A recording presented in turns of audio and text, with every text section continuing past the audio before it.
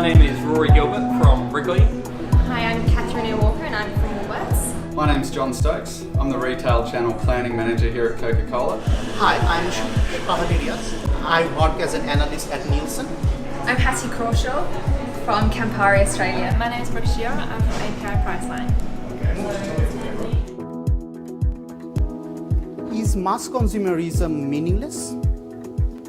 And if it is meaningless, why do we work so hard to understand what is in the minds of the consumers? Good afternoon, ladies and gentlemen. I'm Shah. I'm from Nielsen. And my work and my passion really is to deliver great insights to my clients. In the last 1 year, about 53% of growth in retail came from the products which was launched in the last 5 years. And what is it's actually doing, it is creating a constantly changing shelf space. In a typical retail store, about 1/4 of the shelf space gets changed, replenished in 1 quarter, which means in 1 year we have a new shelf. The consumers have become much more careful spenders, but at the same time they're buying more products. So they're visiting the store more often and they're asking more questions. They're more inquisitive about what value they are getting out of their products.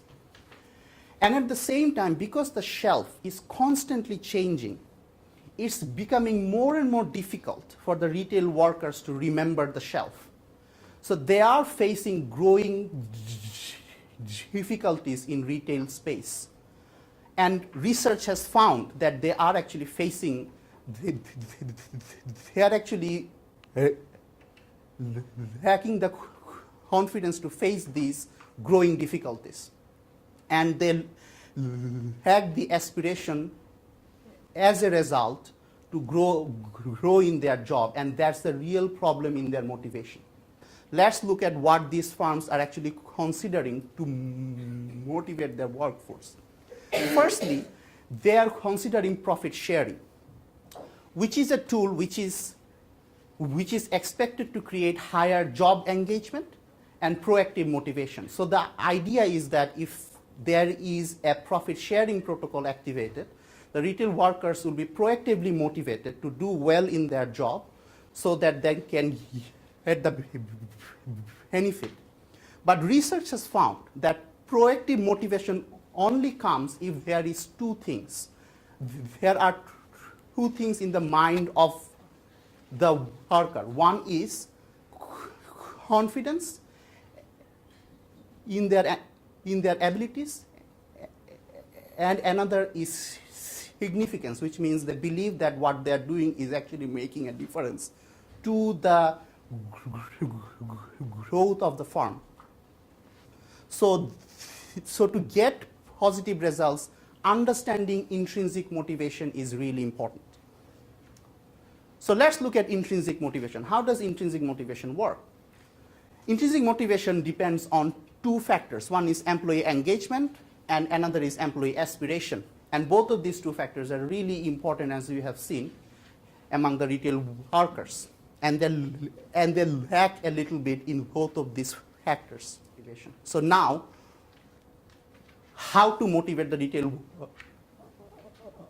workforce involves focusing on those intrinsic motivation, which is confidence in capability, recognition, belonging, career development, and clarity of the job. So by taking these intrinsic factors into account, what I have proposed is a 4-stage implementation to motivate the retail workers. The objective of the first step is to instill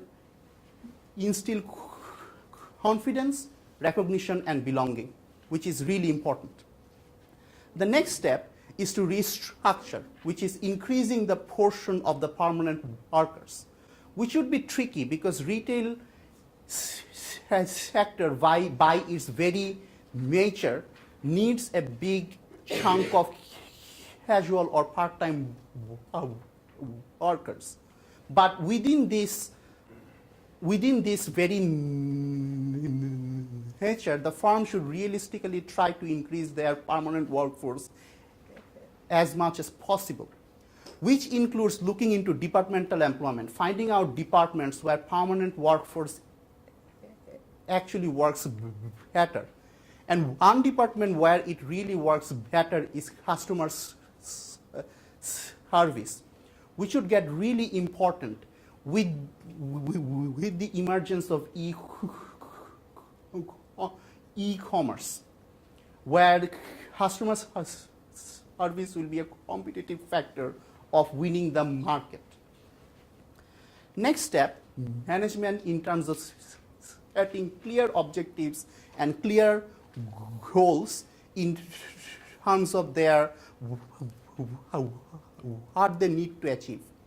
And finally, when they are confident in their capability and when they feel that they belong more to the company and their work makes a difference, and when they have a clear set objective, then retail firms can move into reward, which involves applying the profit sharing